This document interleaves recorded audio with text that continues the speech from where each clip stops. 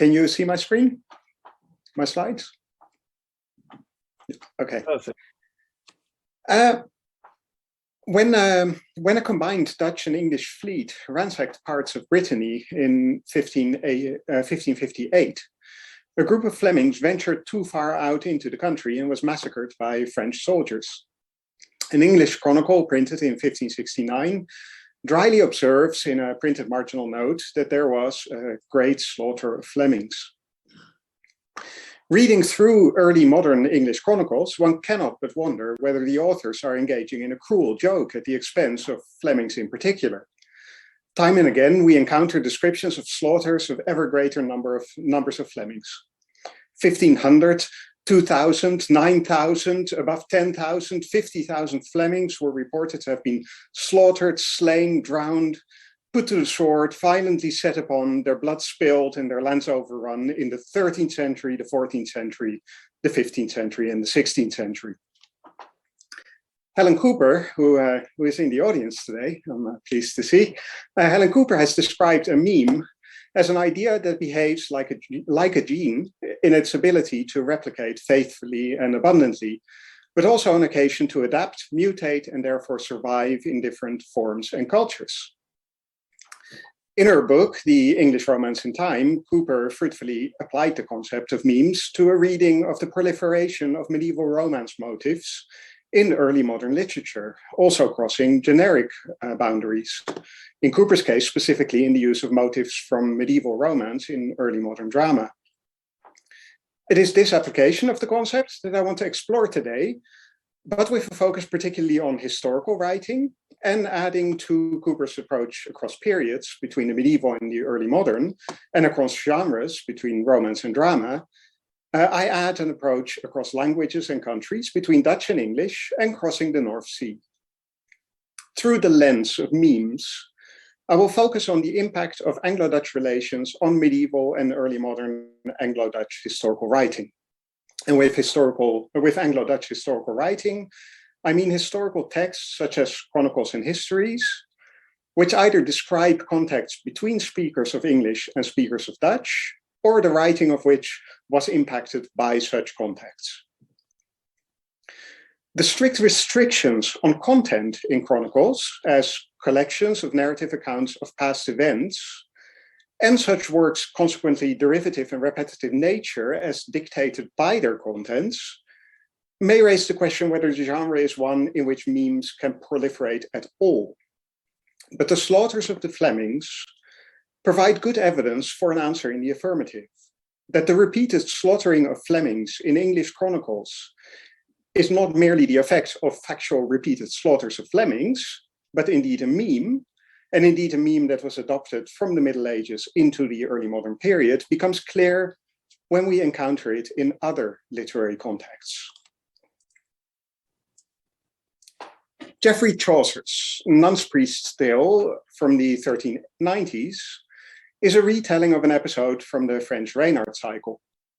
Notably, while Chaucer further distances the tale from the tradition by calling the fox Russell instead of Reynard, he nevertheless evidently associates the tale with its Flemish origin, as becomes clear in his description of the chasing of the fox by irate villagers. So hideous was the noise, certainly he, Jack Straw, and his company never made shouts half so shrill when they would any Fleming kill, as that day was made upon the fox.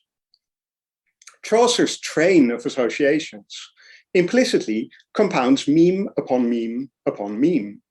The fox is Reynard, Reynard is Flemish, and Flemings are for the slaughter. The specific slaughter Chaucer referred to is one which was still fresh in his and his readers' memories, that of the Peasants' Revolt of 1381, about a decade prior to his writing of the Nun's Priest's Tale. Contemporary accounts report that during the Peasants' March on London, Flemings had been dragged out of the church of St. Martin in Vintry and lynched.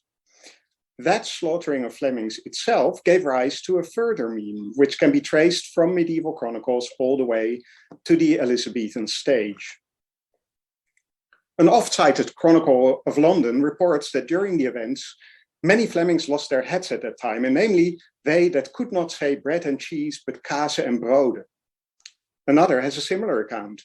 The revolting peasants slew all the aliens that could be found in the city that could not say bread and cheese, and all that said kaas en brode, they slew without any mercy and despoiled all their good.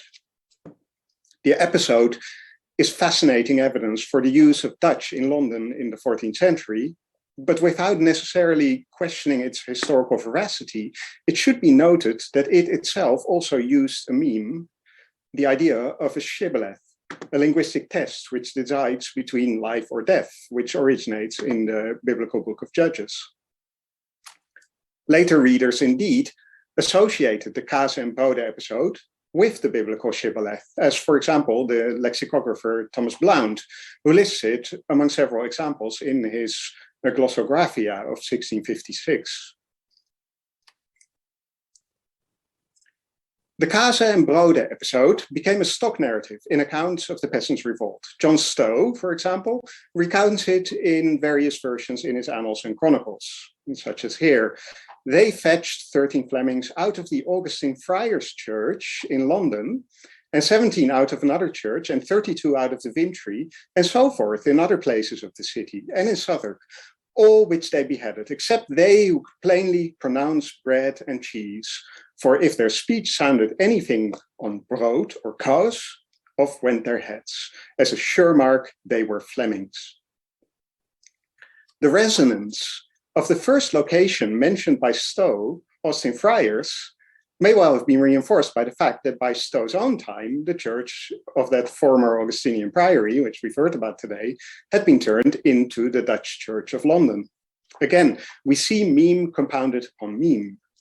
The victims of the slaughter are Dutch speakers, so the 16th century Dutch church is associated with the account across chronologies. There is a medieval precedent for this, but it's definitely made prominent by Stowe here by mentioning it first. That the episode included mention of cheese, long associated with Dutch speakers, will have helped its establishment as a meme and its proliferation beyond the chronicles. In the 1590s, the Dutch speakers of London suffered repeated xenophobic attacks. In 1593, for example, a violently xenophobic poem known as the Dutch Church Libel, which we have on show in the exhibition, was attached to the wall of the Dutch church, replete with false allegations and death threats against the Dutch speakers of London.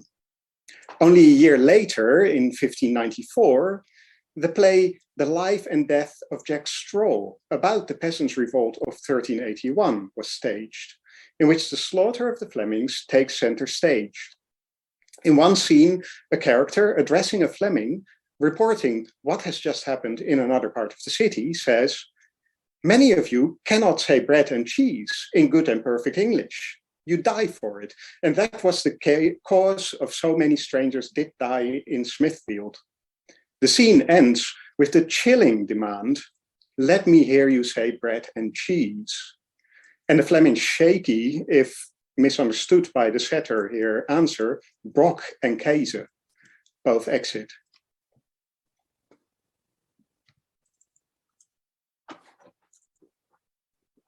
By way of segue, let me clarify that London wasn't the only place in Britain where Flemings were slaughtered.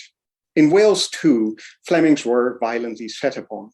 This passage from Camden's Britannia gives a greatest hits of memes about those Flemings who lived in southwest Wales. For example, their practice of scapulomancy, the foretelling of the future by inspecting the shoulder bones of rams, which was first described by Gerald of Wales in his Journey Through Wales of 1188. Likewise, from Gerald stems the observation that these Flemings of Wales were as eager to fight as they were to cultivate the land, as colonists for the English crown. Most significantly, Camden mentions the Welsh Flemings' Dutch language, not only in the past, but in his own day still. An observation also made by Lucas de Heere in the 1570s, who, traveling extensively through Britain, had commented that he had witnessed that the locals in Haverfordwest, still in his own time, spoke Dutch. Camden asserted that their Dutch was clearly distinct from Welsh, but so nearly resembling English that the area they inhabited in Pembrokeshire had become known as Little England beyond Wales. The linguistic proximity, and we've heard this earlier in the conference as well, right? The linguistic proximity between English and Dutch was a meme in Anglo-Dutch historical writing too. One which was propagated, especially in this period, by Richard Verstegen in his English history, Restitution of Decayed Intelligence of 1605, and his Dutch history, Nederlandse Antiquiteiten of 1613. In these works, Verstegen also combined the meme of Anglo-Dutch linguistic proximity with another meme taken from Middle Dutch chronicles of Holland, namely that the Saxons, the ancestors of the English, were Frisians. In medieval Dutch historiography, this assertion had served to justify and explain the conversion of the region to Christianity by English missionaries. Consequently, and I quote from an early chronicle, in order to understand the beginnings of both the Diocese of Utrecht and the County of Holland, a prominent 14th century chronicler asserts, we must commence from English history. And with that, he meant Bede's ecclesiastical history of the English people, which after all included an account of the establishment of the Utrecht Church by the early English missionary Saint Willibrord. As I've set out elsewhere, however, when the histories of Utrecht and that of Holland were disentangled, as a result of increasing assertiveness of the Counts of Holland around the beginning of the 15th century, Bede was let go, creating space for the inclusion of an origin myth inspired by a creative reading of Geoffrey of Monmouth. This is what you do, right? When you leave Bede, you put in Geoffrey of Monmouth. According to this account, the giants, which had been thrown off the island of Albion by Brutus and Cornelius, thus far Geoffrey, took ship and landed on the continental North Sea coast, where they became the first Hollanders. The history of the origin stories of Holland in the 14th and 15th century is one of the replacement of one British meme by another. While origin stories in Dutch chronicles were thus not just once, but twice inspired by English models, Dutch historiography never had as fundamental an impact on English historical writing. No English origin story for Britain was inspired by Dutch models. Nevertheless, there was reciprocal influence, as a number of smaller memes were adopted. And it is to one of these that I want to turn in the final part of my presentation. In 1276, Margaret, Countess of Hennenberg, daughter of Count Floris IV of Holland, gave birth to 365 children in a single delivery. From about a century after the Countess's death, the story of the marvelous birth, baptism, and death of her children was recounted in Dutch chronicles in Latin and Dutch, differing in detail but agreeing on the broad outline. The Countess had accused a mother of twins of adultery, stating that the two children could not have been born from the same father, since this was surely impossible. The insulted mother cursed the Countess, wishing her as many children as the number of days in a year. On Good Friday, at the 9th hour, the Countess gave birth to the children and died soon after, as did all her offspring once they had been baptized.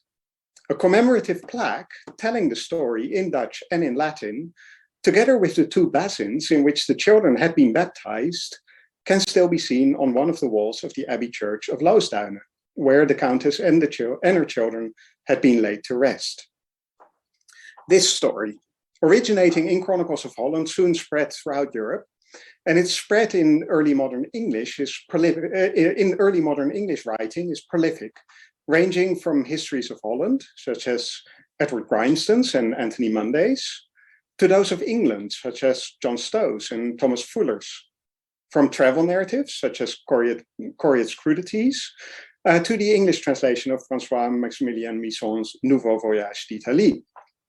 Descriptions of the world, like that of John Speed, and a range of natural histories, geographies, and cosmographies, from books of monstrosities to accounts of miracles of the Blessed Virgin, from studies of obstetrics, like John Mowbray's The Female Physician, to midwifery guides like Jane Sharp's The Midwife's Book. Sharp, while giving a full and detailed account of the miraculous birth, thus preface it by stating that, and I quote, "The story seems to me to be but a mere romance." Around the 1620s, a broadsheet ballad appeared with an account of the miraculous birth of the Countess of Hennenberg's 365 children, that you can see here, complete with woodcut illustration of the basin containing the children. The meme of the Countess of Hennenberg did not only cross between genres, it crossed from writing into lived experience, as it formed the inspiration for the direction of travel during many a North Sea crossing. Loosduinen became a popular destination for English travelers to the Netherlands. And between the 1590s and the 1780s, we have accounts of visits to the church from Vance Morrison, James Howell, John Evelyn, Samuel Pepys, and Samuel Ireland. It seems that early modern English travelers, deprived of the customary motivations for Christian pilgrimage, found new motivations in the curiosity of the relics of the miraculous birth, still to be found in the basins in the Church of Loosduinen. Perhaps the most remarkable episode in the English engagement with the Dutch meme of the children of Margaret of Hennenberg is recorded in the margin of Thomas Fuller's History of the University of Cambridge of 1655. Fuller mentioned the miraculous birth in a retort to a competing history of the University of Oxford, which had claimed that Oxford once comprised of 200 halls. This number, Fuller stated, surely was incompatible with the size of the town, or else they must be inconsiderably small, like those 365 children which Margaret Countess of Hennenberg brought forth at a birth in Holland. One skull whereof I have seen, no bigger than a bead or a bean, or else it is utterly impossible such a compass of ground should contain them. The mention of the Countess of Hennenberg is facetious, but it becomes remarkable when we follow the asterisk at Fuller's assertion that he had seen one of the skulls to its linked note in the margin. The tiny skull, the note states, was derived for some hundred of years by succession through authentic physicians to Dr. Wilvane of Exeter, present owner thereof, and avouched by the skillful in anatomy the true head of an infant once born into the world. Dr. Robert Wilvane was a benefactor to Exeter College, Oxford, and to Exeter Cathedral, to which he bestowed a new library. It is a tantalizing possibility that the tiny skull of one of the Countess of Hennenberg's 365 children could still be preserved in the collection of one of these institutions, a medieval meme from early modern Anglo-Dutch historical writing turned flesh. Thank you.